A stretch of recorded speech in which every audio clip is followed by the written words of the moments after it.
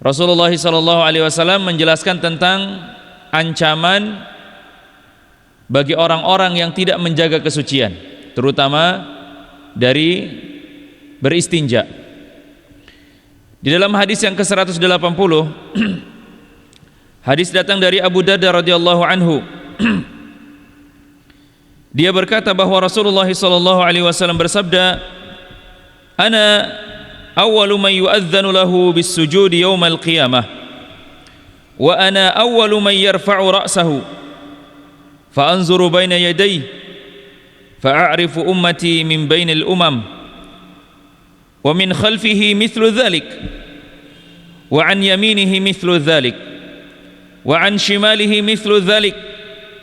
Faqala lahu rajul, "Kaifa ta'rifu ummataka ya Rasulullah min bainil umam fima baina nuhiya ila ummatik?" Qala, "Hum ghurrum muhajjalun min atharil wudu', laisa ahadun kadzalika ghairuhum, wa a'rifuhum annahum yu'tanun kutubahum bi aymanihim, wa a'rifuhum yas'a baina aydihim dzurriyyatuhum." Aku adalah orang yang pertama, kata Rasulullah, yang diizinkan untuk bersujud pada hari kiamat di hadapan Allah. Dan aku adalah orang yang pertama yang diizinkan untuk mengangkat kepala. Lalu aku melihat di depanku, maka aku pun mengenal umatku di antara umat-umat yang lainnya. Dari belakangku juga seperti itu, dari kananku juga seperti itu, dan dari kiriku juga seperti itu. Kemudian seorang laki-laki bertanya kepada Rasulullah, "Ya Rasulullah, bagaimana engkau mengetahui umatmu di antara umat-umat yang lain, mulai dari Nabi Nuh sampai kepada umatmu?" Kemudian beliau SAW menjawab, "Mereka dengan wajah dan tangan bersinar putih karena bekas wudhu, dan itu tidak dimiliki oleh umat-umat selain mereka. Aku mengenal mereka," kata Rasulullah, "bahwa mereka diberikan buku catatan amal mereka dengan tangan kanan, dan aku mengenal mereka dengan anak keturunan mereka yang berjalan di hadapan mereka." Diriwayatkan oleh Imam Ahmad, dan pada sanadnya terdapat Ibnu La'iyah, dan ini adalah hadis yang hasan. Jemaah kaum muslimin, di dalam hadis ini terdapat banyak keutamaan. Sebagaimana yang telah kami bacakan, bahwasanya Rasulullah SAW menyebutkan tentang keistimewaan dirinya. Rasulullah SAW menyebutkan bahwa di antara orang yang pertama kali diizinkan oleh Allah Subhanahu wa taala untuk mengangkat kepalanya pada hari kiamat adalah beliau, Rasulullah SAW. Ya, Rasulullah menyebutkan tentang keistimewaan dirinya dan bukan tujuan untuk menyombongkan diri. Hal ini menunjukkan bahwa bolehnya seseorang menyebut kelebihan dirinya di hadapan orang lain. Akan tetapi dia harus berlindung dari perbuatan-perbuatan riya dan sombong. Apabila dia tidak bisa berhati-hati atau mungkin bisa mudah terjerumus kepada kesombongan dan riya, maka hendaklah jangan dilakukan. Akan tetapi ketika seseorang mampu untuk menahan dirinya dari perbuatan ujub, maka sebagaimana yang disebutkan oleh Rasulullah SAW, bahwa beliau menyebutkan tentang keutamaan dirinya dibandingkan dengan orang lain. Kemudian yang kedua, jemaah sekalian, Nabi kita Muhammad SAW adalah di antara nabi yang paling utama di antara nabi-nabi yang lain. Ya. Dan Rasulullah SAW adalah Rasul di antara Rasul-Rasul terbaik yang pernah Allah Subhanahu wa ta'ala utus kepada umat manusia. Ya. Maka kita sebagai umatnya hendaklah merasa bahagia, gembira, bersyukur kepada Allah Subhanahu wa ta'ala. Ternyata kita memiliki seorang nabi yang paling mulia di antara para nabi yang lainnya, diberikan keistimewaan oleh Allah Subhanahu wa ta'ala dengan kemuliaan yang luar biasa. Ya. Maka di antara cara bergembira dengan keutamaan Nabi kita adalah dengan mengikuti Nabi Muhammad sallallahu alaihi wasallam, dengan berittiba', mengikuti Rasulullah sallallahu alaihi wasallam, ya, dan jangan menyelisihi daripada beliau, atau sering disebut dengan melakukan perkara-perkara bid'ah, ya. Itu di antara cara kita bersyukur kepada Allah Subhanahu wa taala, memiliki atau dijadikan oleh Allah Subhanahu wa taala umat, ya, umat terakhir yang diutus kepadanya Nabi Muhammad sallallahu alaihi wasallam. Cara bersyukurnya adalah dengan berittiba', dengan mengikuti, mencontoh Rasulullah sallallahu alaihi wasallam dan tidak menyelisihinya. Ya. Sebagaimana Allah Subhanahu wa taala berfirman di dalam Al-Qur'an menyebutkan tentang perintah agar mencontoh kepada Rasulullah sallallahu alaihi wasallam. Apa kata Allah Subhanahu wa taala dalam Quran surat Ali Imran? Allah mengatakan, "Qul in kuntum tuhibbunallah fattabi'uni yuhibbukumullah wa yaghfir lakum dzunubakum." Katakanlah wahai Muhammad kepada manusia. Ini kata Allah mengatakan, wahai Muhammad, katakanlah kepada manusia, jika engkau mencintai Allah, maka fattabi'uni, maka ikutilah aku, kata Rasulullah. Ikuti Muhammad. Jadikan Muhammad sebagai suri tauladan. Ya. Yuhibbukumullah, maka Allah akan mencintai kalian. Wa yaghfir lakum dzunubakum, dan Allah akan mengampuni dosa-dosa kalian. Ini di antara syarat seseorang mendapatkan kecintaan Allah Subhanahu wa taala, yaitu dengan mengikuti Rasulullah sallallahu alaihi wasallam. Ada di antara orang yang mencari keridhaan Allah, mencari cintanya Allah, akan tetapi dia tidak menempuh cara-cara yang diridhoi oleh Allah Subhanahu wa taala, cara-cara yang, ya, diperintahkan oleh Allah Subhanahu wa taala. Dan salah satu di antara perintah Allah agar kita menjadi orang-orang yang dicintainya adalah berittiba' kepada Nabi Muhammad sallallahu alaihi wasallam. Maka kita patut bersyukur jamaah sekalian menjadi umat Rasulullah sallallahu alaihi wasallam. Rasa syukur itu kita realisasikan dengan cara mengikuti jejak-jejak Rasulullah sallallahu alaihi wasallam, ya. Senantiasa semangat di dalam mempelajari sunnah-sunnah Nabi sallallahu alaihi wasallam dan berusaha untuk mengaplikasikannya. Ya, di antara mungkin ada 1-2 hadis yang kita ketahui, maka kita amalkan. Itu sebagai bukti tanda bahwa kita mencintai Rasulullah sallallahu alaihi wasallam. Dengan mensyiarkan atau menghidupkan daripada sunnah-sunnah Rasulullah sallallahu alaihi wasallam. Dengan cara apa? Mungkin dengan cara mempelajari hadis-hadisnya, bisa jadi seperti itu. Kemudian, ya, semangat di dalam menuntut ilmu sehingga kita menjadi pengikut Rasulullah sallallahu alaihi wasallam yang sejati. Ya, bukan yang hanya sekedar, ya, pengakuan pribadi belaka. Ya, karena banyak di antara orang-orang yang menganggap dan mengaku bahwa dirinya adalah umat Muhammad. Ya, mengaku dan bangga dirinya sebagai umat Rasulullah sallallahu alaihi wasallam.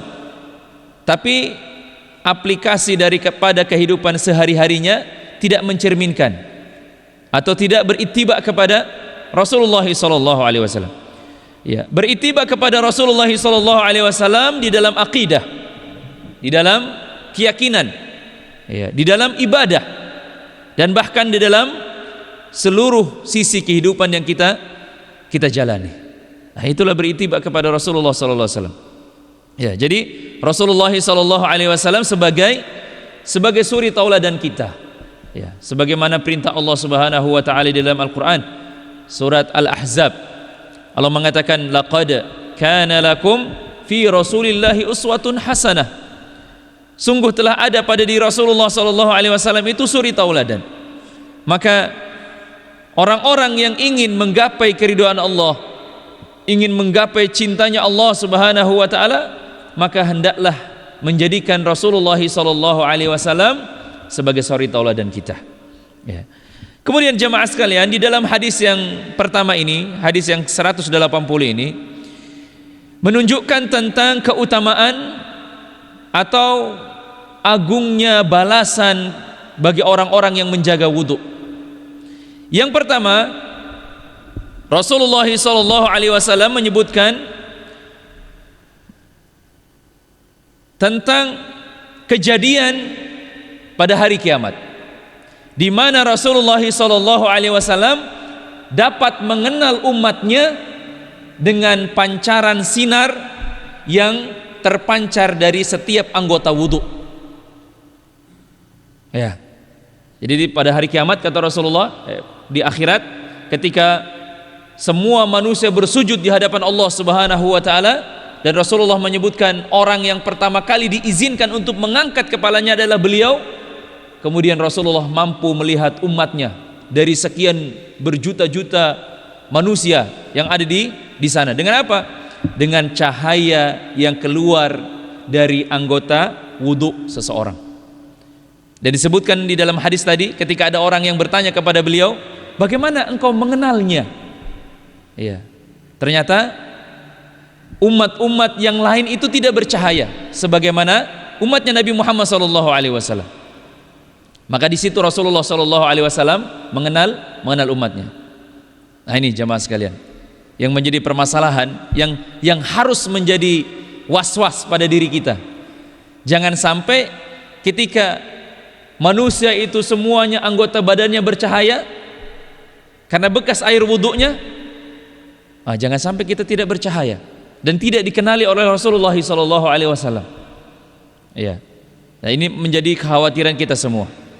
Kita menganggap diri kita ini adalah orang yang mencintai Rasulullah, ya. Tapi mungkin sampai saat ini kita tidak mengetahui bagaimana tata cara wudhu yang diajarkan oleh Rasulullah SAW. Kita menginginkan dekat dengan Rasulullah nanti di surga, tapi perkara wudhu kita tidak pernah memperhatikan bagaimana tata cara wudhu yang sesuai dengan sunnah Nabi SAW. Jadi Rasulullah SAW itu mengenal umatnya dengan bercahayanya anggota wudhu, mulai dari ubun-ubunnya bercahaya, tangannya bercahaya, kakinya bercahaya, wajahnya bercahaya, dikarenakan bekas air wudhu. Itu yang pertama jamaah. Kemudian yang kedua, di antara keagungan atau keutamaan wudhu adalah bahwa Rasulullah SAW akan mengenali daripada umat-umatnya itu dibandingkan dengan umat-umat yang lain, ya, dengan bercahayanya anggota wudhunya, anggota wudhu seseorang. Dan kata Rasulullah SAW, dia pun mengetahui daripada anak cucu keturunannya. Maksudnya anak cucu keturunan orang yang anak cucu keturunan umatnya Rasulullah SAW. Karena seseorang yang beriman kemudian memiliki seorang anak atau keturunan yang beriman, maka dia pada hari kiamat akan dikumpulkan bersama keluarganya. Jadi jemaah sekalian, ketika Allah Subhanahu wa taala meniupkan sangkakala yang pertama itu, maka bumi ini menjadi hancur, luluh lantah. Ya. Kemudian semua makhluk hidup yang ada di atas muka bumi ini akan mati. Ya. Kemudian ketika tiupan sangkakala yang kedua ditiup, maka orang yang sebelumnya mati dihidupkan oleh Allah Subhanahu wa taala. Dan orang yang beriman itu akan dikumpulkan dengan sesama orang-orang yang beriman. Ya. Sedangkan orang-orang yang kafir, orang-orang munafik, mereka akan dikumpulkan bersama orang-orang kafir. Apa kata Allah Subhanahu wa taala? Ya. Allah Subhanahu wa taala mengumpamakan orang-orang kafir itu seperti dua binatang. Yang pertama adalah Allah mengibaratkan orang-orang yang dibangkitkan, yaitu orang-orang kafir yang dibangkitkan oleh Allah Subhanahu wa taala pada tiupan sangkakala yang kedua itu seperti laron. Tahu laron? Apa ya? Biasa kalau hujan itu ada binatang yang terbang cari-cari cahaya itu. Ya. Kalau kita bilang laron, bukan kunang-kunang. Iya, ya dia bersayap. Coba perhatikan bagaimana terbangnya laron itu ketika keluar dari tanah itu, terbangnya tidak berarah. Ya, ada yang ke kanan, ada yang ke kiri, ada yang ke depan, ke belakang, tidak jelas. Dia Allah Subhanahu wa taala mengumpamakan orang-orang kafir itu ketika dibangkitkan seperti laron itu. Ada yang lari ke timur, ke barat, bertabrakan bahkan. Ya, seperti itu. Ya. Akan tetapi Allah Subhanahu wa taala membangkitkan orang-orang yang beriman, dikumpulkan bersama orang-orang yang beriman. Maka ketika seseorang itu beriman, kemudian orang tuanya beriman, kemudian anak keturunannya beriman, maka akan dikumpulkan bersama keluarga mereka. Sedangkan orang-orang kafir, orang-orang munafik, ya, bahkan mereka takut bertemu dengan keluarganya. Ya. Apa kata Allah Subhanahu wa taala? Yauma yafirul mar'u min ahi wa ummihi wa abi wa sahibatihi wa bani. Hari di mana seseorang lari dari saudaranya. Ya. Wa ummihi wa abi, seseorang lari dari ayah ibunya. Bayangkan, orang-orang yang beriman, yang memiliki keimanan yang benar, ketika dibangkitkan mereka dikumpulkan dengan keluarganya. Sedangkan orang-orang yang fasik, orang-orang munafik, orang-orang kafir, mereka takut bertemu dengan orang tuanya. Karena apa? Karena dia tahu akan dimintai pertanggungjawaban. Makanya tadi Allah Subhanahu wa taala menggambarkan seperti laron, ya, binatang itu, ya, yang terbang tidak jelas. Kemudian yang kedua, Allah Subhanahu wa taala menyebutkan tentang perumpamaan orang-orang yang dibangkitkan di kalangan orang-orang kafir itu. Allah menyebutkan di dalam Al-Quran seperti kal jarad, seperti belalang. Ya, belalang kalau loncat, dia tidak berarah, loncat ke sana, loncat ke sini, lari ke sana, lari ke sini. Ya, Allah Subhanahu wa taala menyebutkan dengan dua bentuk binatang ini. Jadi jemaah sekalian, ya, orang-orang yang beriman itu akan dikumpulkan bersama dengan orang-orang beriman. Maka Rasulullah SAW mengenal di antara orang-orang yang beriman itu bersama dengan anak keturunannya. Bagaimana caranya? Dengan air wudhu. Ya, makanya anak-anak kita yang belum tahu tata cara wudhu, hendaknya memberikan pembelajaran bagi mereka. Diajari itu bagaimana tata cara wudhu yang baik dan benar. Ya, jangan sampai, ya, nauzubillahi min zalik, ya, ketika kita mungkin pada hari kiamat itu badan kita bercahaya dari anggota wudhu kita, sedangkan anak dan istri kita, ya, tidak dikumpulkan bersama kita. Ya. Maka ini merupakan di antara kerugian bagi orang-orang yang beriman, yaitu dipisahkannya antara diri kita dengan orang-orang yang kita cintai. Kemudian jemaah sekalian, di dalam hadis yang selanjutnya, hadis yang ke-181, masih tentang keutamaan daripada berwudu, hadis dari Abu Hurairah radhiyallahu an, bahwa Rasulullah sallallahu alaihi wasallam bersabda, "Idza tawaddaa al-'abdul muslim awil mu'min faghasala wajhahu kharaja min wajhihi kullu khati'atin nadara ilaihi bi'ainaihi ma'al ma' aw ma'a akhir qat'il ma' fa idza ghasala yadayhi kharaja min yadayhi kullu khati'atin kana batashataha yadahu ma'al ma' aw ma'a akhir qata'il ma'." Bahwasanya, kata Rasulullah, apabila seseorang hamba muslim atau mukmin berwudu lalu dia membasuh wajahnya, maka seluruh kesalahan yang dilihat dengan kedua matanya keluar dari wajahnya, keluar dosa-dosanya itu bersamaan dengan air yang mengalir dari wajahnya, atau bersama tetesan terakhir dari air yang terakhir. Ya, jadi ketika mengusap muka, ya, dosa-dosa kita berguguran, jamaah sekalian. Ya. Ya, seiring dengan jatuhnya air atau dengan tetesan air yang terakhir, ini kata Rasulullah. Kemudian Rasulullah melanjutkan, apabila dia membasuh kedua tangannya, maka keluarlah kesalahan-kesalahannya yang dilakukan oleh kedua tangannya bersama air atau bersama tetesan air yang terakhir. Kemudian kata Rasulullah, apabila dia membasuh kedua kakinya, maka seluruh kesalahan yang dibuat dari kedua kakinya itu ya berguguran dosa-dosanya, kesalahan-kesalahannya bersama dengan air yang mengalir atau bersama tetesan air yang terakhir, ya, sehingga dia keluar dalam keadaan bersih dari segala dosa. Masya Allah, bayangkan jemaah, mulai hari ini kita mengetahui keutamaan wudhu, maka ketika kita wudhu harus lebih serius, ya. Jangan mau buru-buru, nikmati betul-betul setiap air yang kena dengan anggota wudhu kita, ya.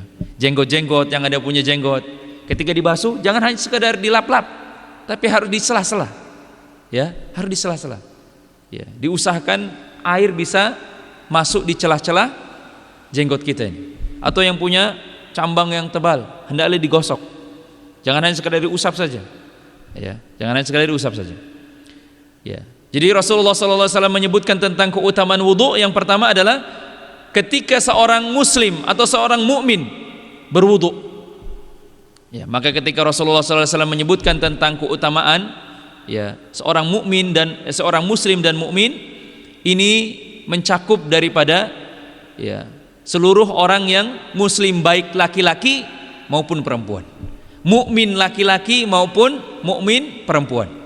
Karena dalam tata bahasa Arab itu, ketika ada kata yang diwakili dengan kata bentuknya mudzakkar atau dalam bentuk laki-laki, maka sudah mewakili untuk perempuan, ya. Tapi ucapan atau kalimat yang menunjukkan perempuan belum tentu mewakili kepada laki-laki. Jadi ketika Rasulullah SAW menyebutkan apabila seorang muslim, ya, berarti termasuk juga muslimat, ya. Ya. Rasulullah SAW, ya, menyebutkan tentang keistimewaan berwudu. Bayangkan ketika kita mencuci wajah, maka keluar dosa-dosa kita, ya, yang kita lakukan karena mata yang berbuat dosa. Kenapa hanya mata yang disebutkan oleh Rasulullah, sedangkan mulut ini banyak berbuat dosa? Karena dosa yang berguguran itu adalah diantara dosa-dosa yang kecil saja, ya. Karena mulut, lisan lebih banyak melakukan dosa-dosa besar daripada dosa-dosa kecil, ya. Apa itu diantara dosa-dosa besar yang sering dilakukan oleh lisan? Menggibah, memfitnah, membicarakan keburukan orang lain, ya.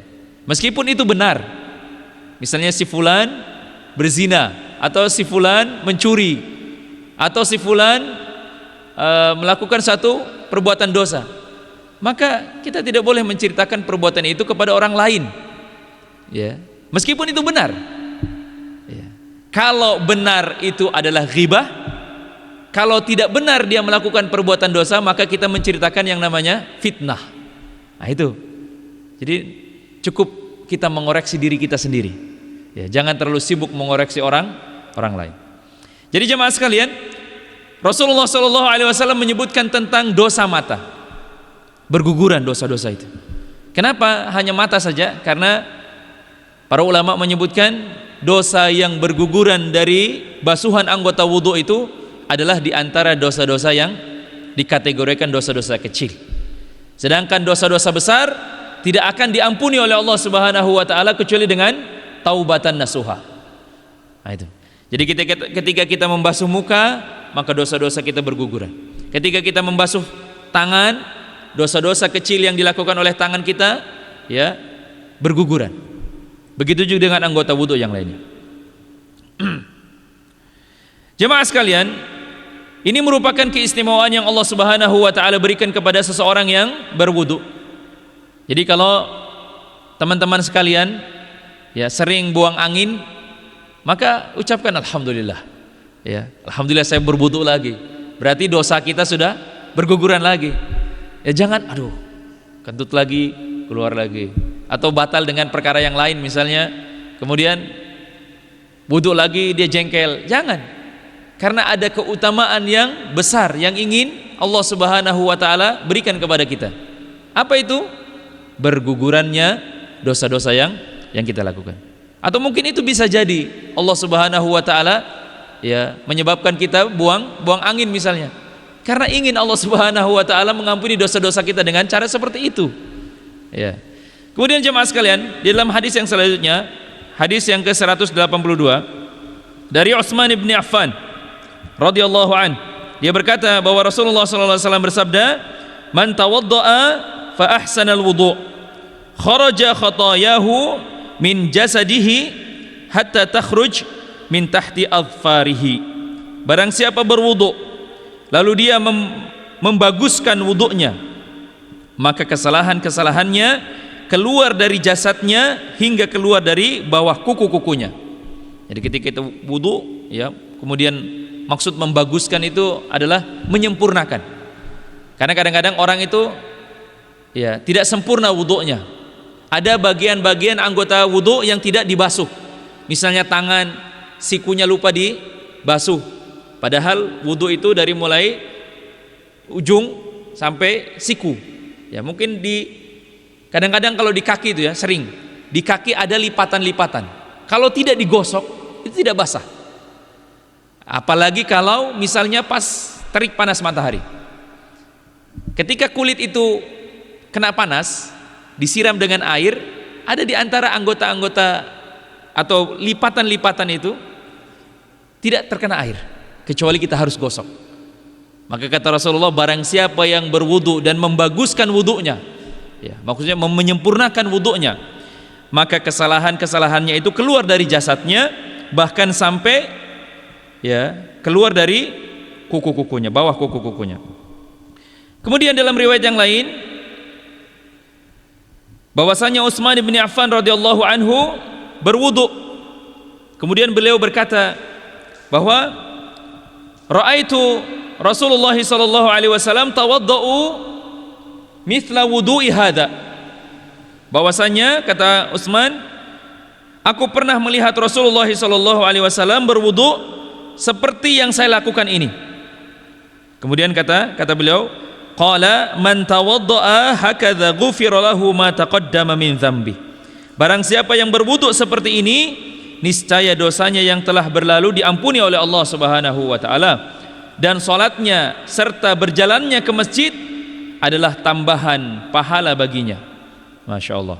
Ya, di dalam lafaz yang lain Rasulullah sallallahu alaihi wasallam bersabda, tidaklah seorang berwudu lalu ia memperbagus daripada wudunya kecuali diampuni untuknya antara salat yang lain hingga salat lagi yang berikutnya. Jadi ketika seseorang berwudu, Bapak Ibu sekalian, seperti tadi kita misalnya sebelum maghrib, ya kan, kita berwudu sampai kepada salat berikutnya kita tidak batal, maka antara maghrib dan isya itu dijadikan oleh Allah Subhanahu wa taala sebagai kafarah, sebagai pengampunan dosa. Masya Allah. Ya, orang yang menjaga wudu antara satu salat dan salat yang lainnya dijadikan kafarah oleh Allah Subhanahu wa taala terhadap dosa-dosa yang kita lakukan. Maka jemaah sekalian, di antara beberapa hadis yang telah kita bacakan terdapat faedah dan keutamaan bahwa hadis ini menunjukkan bahwa kita berwudu itu harus sesuai dengan yang diajarkan oleh Rasulullah sallallahu alaihi wasallam. Karena ada di antara orang-orang yang berwudu hanya ikut-ikutan. Ya, taunya dulu waktu kecil wudunya seperti itu, ya seperti itu gitu. Tidak memperbagus atau mencari ilmu atau bertanya atau belajar bagaimana tata cara wudu yang baik dan benar. Ya. Kemudian faedah yang berikutnya, ketika kita sholat jamaah sekalian, tanyakan kepada diri kita, apakah sholat kita ini sudah sesuai dengan yang diperintahkan oleh Rasulullah SAW atau tidak? Ya, pelajari, ya, lihat dalil-dalilnya. Ya, jangan sampai kita sholat tapi sholat kita tidak diterima oleh Allah Subhanahu wa taala. Kemudian juga jemaah sekalian, di antara keutamaan yang sangat agung, yang sangat besar, yang saya sebutkan bahwa di antara hadis yang menyebutkan tentang keutamaan wudu, hadis Ibnu Umar yang disebutkan oleh Umar bin Khattab adalah di antara hadis yang paling agung yang menyebutkan tentang keutamaan wudu. Apa itu? Umar bin Khattab pernah menyebutkan salah satu hadis dari Rasulullah sallallahu alaihi wasallam. Kata Rasulullah, "Man tawadda'a," barang siapa berwudu, faqal, "Asyhadu an la ilaha illallah wahdahu la syarika lah wa asyhadu anna Muhammadan abduhu wa rasuluh, futihat lahu abwabul jannah ats-tsamaniyah yadkhulu min ayha yasha." Kata Rasulullah, barang siapa yang berwudu, kemudian setelah berwudu berdoa kepada Allah Subhanahu wa taala dengan membaca asyhadu an la ilaha illallah wahdahu la syarikalah wa asyhadu anna Muhammadan abduhu wa rasuluh. Apa kata Rasulullah? Futihat lahu abwabul jannah, maka dibukakan pintu-pintu surga yang 8 itu. Kemudian kata Rasulullah, ya, yadkhulu min ayyiha yasha, dan Allah mempersilahkan kepada dia untuk masuk lewat pintu mana saja yang 8 itu. Masya Allah. Ini diantara hadis yang paling agung, ya, yang paling besar pahalanya, ya, diantara hadis keutamaan berwudu. Karena kenapa jamaah sekalian? Perbuatan yang sangat mudah, tapi pahalanya begitu besar. Allah Subhanahu wa taala menjanjikan kepada orang-orang yang beriman adalah surga. Dan di antara cara yang mudah dan mampu ditempuh oleh setiap orang, bahkan oleh anak-anak kecil, yaitu dengan memperbagus wudu kita, ya. Kemudian setelah wudu kita berdoa kepada Allah Subhanahu wa taala.